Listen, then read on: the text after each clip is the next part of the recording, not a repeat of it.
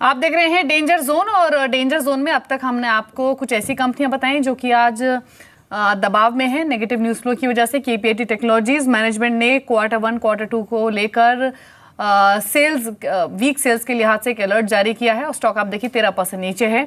और अविनाश ने भी कहा कि थोड़ा सा अलर्ट रहे केपीएटी टेक्नोलॉजीज में। यूनिटेक और जेपी स्टेट्स ये तो इनकी कहानी किसी से भी छिपी नहीं है, वेल डिस्ट्रॉयरी कंपनियां रही हैं और अभी भी हालात भारी कर्ज की वजह से नाजुक बने हुए हैं। मंधाना इंडस्ट्रीज लगातार लोअर सर्किट पर है और 100 रुपए के स्तर पर अब टूटते टूटते ये स्टॉक आ चुका है।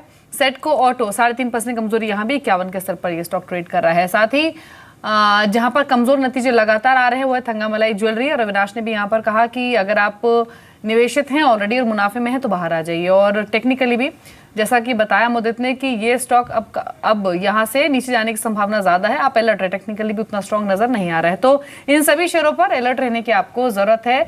और अगर निवेशित हैं आप इन शेयर में या फिर निवेश करने के बारे में सोच रहे हैं तो एक बार फिर से विचार करने की जरूरत है और इसीलिए जानकारी आपके साथ शेयर भी की जा रही है। चलिए इसके अलावा अब संदीप के पास चलते हैं और बात कर लेते हैं कुछ ऐसे शेयरों की जहां पर एक जोरदार तेजी तो आई है लेकिन इन स्टॉक्स में ना तो लिक्विडिटी होती है ना ही कोई ऐसा न्यूज फ्लो आया है जो कि उस तेजी को सपोर्ट करता है। पैनी स्टॉक की कैटेगरी के हालांकि ये शेयर्स होते हैं, लेकिन कौन से वो 5 स्टॉक्स है जो इन्होंने आइडेंटिफाई किए हैं वो जान लेते हैं ताकि हम एग्जैक्टली ये पता लगा पाए कि ये तेजी कितनी वाजिब है इन स्टॉक्स में और आपको बने रहना चाहिए या फिर नहीं, ये जान लेते हैं। संदीप के पास चलते हैं, बताइए संदीप। शुक्रिया दीपाली। आज के लिए जो शेयर चुना गया है वो है पंकज पॉलीपैक का। सबसे पहले इसका चार्ट यानी कि इसकी जो चाल रही है पिछले 1 साल में उसकी बात कर लेते हैं। इनफैक्ट अगर आप इसी साल की बात कीजिए 2016 की 16 रुपये के आसपास की प्राइसिंग थी, वो बढ़कर देखिए 26 रुपये के आसपास पहुंची है। यानी कि एकाएक 6 महीने में अगर आप देखें तो करीब 10 रुपये के आसपास का मूव इस काउंटर में देखने को मिला है। लेकिन अगर आप फंडामेंटल्स की बात करें तो फंडामेंटल्स कहीं ना कहीं अगर आप देखें तो इस तेजी को सपोर्ट करते हुए नजर नहीं आ रहे हैं। पिछले 1 साल में अगर आप देखें करीब 75% के आसपास का उछाल जरूर इस कंपनी में देखने को मिला, लेकिन सालाना देखें करीब 32 लाख रुपये के आसपास का घाटा इस कंपनी ने पोस्ट किया है। पिछली 5 तिमाहियों से लगातार अगर आप देखिए इस कंपनी के अगर आप देखें तो नंबर्स में घाटा ही देखने को मिलेगा और कंपनी की जो सालाना आय है महज 3.25 करोड़ रुपए के आसपास की है। कंपनी की जो नेटवर्थ है FY12 से अगर आप देखिए लगातार इसमें गिरावट जारी है और कुल मार्केट कैप अगर आप देखिए महज 8 करोड़ रुपए के आसपास का। तो उस लिहाज से देखा जाए फंडामेंटल सपोर्ट नहीं कर रहे, पिछले 5 तिमाहियों से लगातार घाटे में है। इस पूरे साल में भी अगर आप देखें तो करीब कंपनी ने करीब 32 लाख रुपए के आसपास का घाटा ही पोस्ट किया है। तो तेजी जरूर बनी है लेकिन फंडामेंटल्स में अगर आप फाइनेंशियल्स की बात करें वो कहीं ना कहीं सपोर्ट करती हुई नजर नहीं आ रही इस काउंटर में। मुदित, जैसे आज संदीप ने पंकज पॉलीमर्स के बारे में एक्सप्लेन किया कि सारे फंडामेंटल्स तो डाउनसाइड की तरफ पॉइंट आउट कर रहे हैं स्टॉक प्राइस को, बट एक कॉन्ट्रा बेट लिया हुआ स्टॉक ने और यहां से लेके we have seen higher trending of Pankaj Polymers, although it is down 5% but एक लोअर लेवल से काफी एक स्पाइक देखने मिला है इसकी शेयर प्राइस में। Is there any comment you want to offer Mudit? देखिए मनोज, सबसे पहले एक लाइन कहूँगा, हर चमकती हुई चीज़ सोना नहीं होती। स्टॉक में तेज़ी ज़रूर आ रही है लेकिन स्ट्रेंथ नहीं है। स्ट्रेंथ इसलिए नहीं है क्योंकि स्टॉक का मैं वॉल्यूम देखता हूँ तो वॉल्यूम लगातार ड्राई है और जैसा मैं बार बार कह रहा हूँ कि कम वॉल्यूम के साथ स्टॉक ऐसे कोई भी काउंटर्स में निवेश मत कीजिए जो इलिक्विड काउंटर्स हैं, क्योंकि हायर लेवल से अच्छी करेक्शन वैसे काउंटर्स में देखने को मिलती है। तेज़ी ज़रूर है लेकिन मैं किसी को भी इस स्टॉक में एग्जिट इन्वेस्ट करने की सलाह नहीं दूंगा और किसी के पास भी पोजीशन है तो यही कहूँगा कि जो भी लेवल्स मिलता है उस पर एग्जिट कीजिए।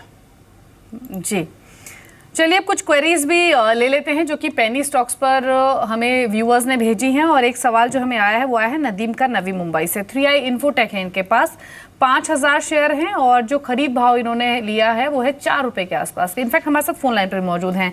नदीम, अपना सवाल पूछिए, एग्जैक्टली आपने कब निवेश किया था इस स्टॉक में?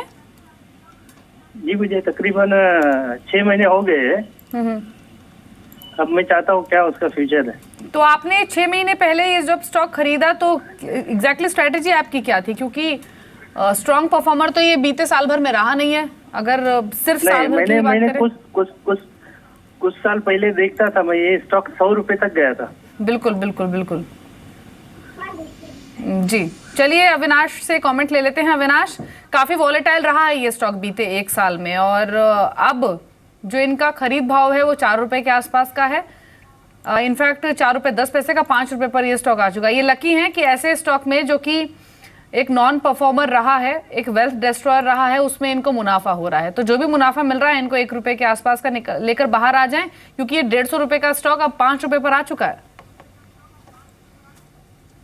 ना आई थिंक दीपाली आपने सही कहा कि आई थिंक ये बहुत लकी है कि ऐसे स्टॉक्स में इन्होंने अच्छा प्रॉफिट कमाया, क्योंकि नॉर्मली क्या होता है कि ये स्टॉक्स इतने सस्ते होते हैं कि लोग ये समझते हैं कि इसके नीचे स्टॉक जाएगा ही नहीं, बट ये डेफिनेटली एक रॉन्ग परसेप्शन है, क्योंकि वैल्यू जो होती है वो डेफिनेटली कंपनी के अर्निंग्स पे और कंपनी के ग्रोथ प्रॉस्पेक्ट्स पे आती है। इन्होंने सही कहा कि कई साल पहले ये 150 रुपया हुआ करता था। इस कंपनी के अगर हम नतीजे देखें तो लगातार क्वार्टर ऑन क्वार्टर काफ़ी बड़े लॉसेस कंपनी रिकॉर्ड कर रही है, और मुझे नहीं लग रहा है कोई बड़ा इवेंट या कोई बड़ा अर्निंग्स ड्राइवर अभी स्टॉक में है। तो जो भी पैसा बन रहा है दीपाली, आई थिंक इनको of the table profit book करके निकल जाना चाहिए। ऐसे स्टॉक्स में इन्वेस्ट करने का कुछ मतलब नहीं है। श्योर। अगले कॉलर है मिस्टर सोनू फ्रॉम दिल्ली। नमस्कार, आपका सवाल पूछिए सोनू। नमस्कार जी, मेरे पास ना एसएमएस टेक्नोसॉफ्ट के शेयर है, फरवरी 2015 में लिए थे। आपने कौन से लेवल पे लिए थे शेयर्स? ये ₹2.25 35 पैसे के आसपास लिए थे सर, एसएमएस टेक्नोसॉफ्ट। और आपको कुछ याद आता है कि कौन सा? जी बिल्कुल, इनफैक्ट आपको कुछ याद आ रहा है कि कौन से reason, be it in terms of technical reasons के लिए थे आपने, या फंडामेंटल आपको किसने रेकमेंड किया था? सर हमें किसी ने रेकमेंड किया था कि ये कंपनी एसएमएस करके एक फार्मास्यूटिकल है, एसएमएस फार्मा के साथ ये मर्ज हो जाएगी, तो इस बिहार पे हमने 1 लाख शेयर लिए थे इसके। All right, okay. इनफैक्ट मुझे ये एक इनफैक्ट ऐसा लग रहा है कि कोई एक मिस सेलिंग का एक बहुत ही बड़ा एक केस है, और यहाँ पे लेकर एसएमएस टेक्सॉफ्ट 0.5 पैसे का ये स्टॉक का रेट है। इनफैक्ट 1 लाख शेयर उनके पास में है 2.15 के लेवल पर। यहाँ पर बहुत सारे इन्वेस्टर्स ऐसे भी हैं जो they get duped by some of the other individuals. आपको आपकी क्या सलाह है ऐसे इन्वेस्टर्स के लिए? देखिए मनोज, यही कहूँगा कि ये काउंटर तो मैं ट्रैक नहीं करता हूँ, लेकिन जिस तरह का इन्होंने बताया जो इनका इन्वेस्टमेंट है उसके बेसिस पे यही कहूँगा कि एग्जिट करने से भी कोई फ़ायदा नहीं है, क्योंकि 0.5 पैसे का स्टॉक ये ट्रेड हो रहा है, और कहीं भी इनको कुछ जो कैपिटल इन्होंने इन्वेस्ट करी थी वो ऑलमोस्ट ख़राब ही हो चुकी है। तो अगर शायद कुछ रिवर्सल्स आएँ, शायद स्टॉक में कुछ तेज़ी देखने को मिले, तभी आप एग्जिट कीजिएगा। अदरवाइज़ यही कहूँगा इस तरह के स्टॉक से हमेशा दूर रहिए, इलिक्विड काउंटर्स को अवॉइड कीजिए। और अब इनके पास कोई ऑप्शन भी नहीं है, क्योंकि ऑलरेडी जो ट्रेडिंग है स्टॉक पे वो सस्पेंडेड है बीएसई पर। स्टॉक 7 पैसे का है और ट्रेडिंग सस्पेंडेड है, और इसीलिए अब तो जो भी इन्होंने निवेश किया है वो ऑलरेडी इरोड हो चुका है। अब इनको मिल भी क्या रहा होगा। इसीलिए हम ये शो लेकर आए हैं सभी व्यूअर्स के लिए, ताकि आप जो पेनी स्टॉक होते हैं 2, 3, 4 रुपए, 5 रुपए के, इनसे दूर ही रहें तो अच्छा है। अच्छे फंडामेंटल्स की कंपनी चुनिए, भले ही उनका प्राइस ज्यादा हो। एक एसएमएस और है हमारे पास, कविता का है जयपुर से। जीटीएल इंफ्रा 5000 क्वांटिटी, और जो परचेजिंग प्राइस है वो ₹5.40 का है। अविनाश, अगेन एक ऐसी कंपनी जो कि ह्यूज डेट और एक वेल्थ डिस्ट्रॉयर रही है, ₹2 पर ट्रेड कर रहा है। इनका निवेश जो है वो आधे से ज्यादा तो कम हो चुका है, अब क्या करें?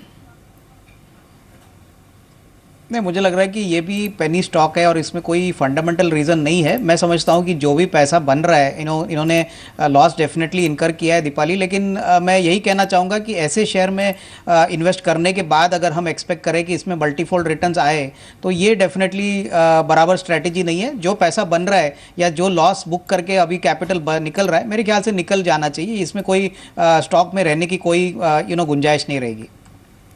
जी, चलिए, एग्जिट करने की ही सलाह है, और जो भी नुकसान आपको हो रहा है वो बुक कीजिए, बाहर आइए। यहाँ से और नुकसान होने की संभावना ज्यादा नजर आती है, रिकवरी की कम, तो अलर्ट रहें और बाहर आए आप जीटीएल इंफ्रा से। शुक्रिया अविनाश आपका भी और मुदित आपका भी, सभी स्टॉक्स पर अपने कमेंट्स शेयर करने के लिए, शो का हिस्सा बनने के लिए।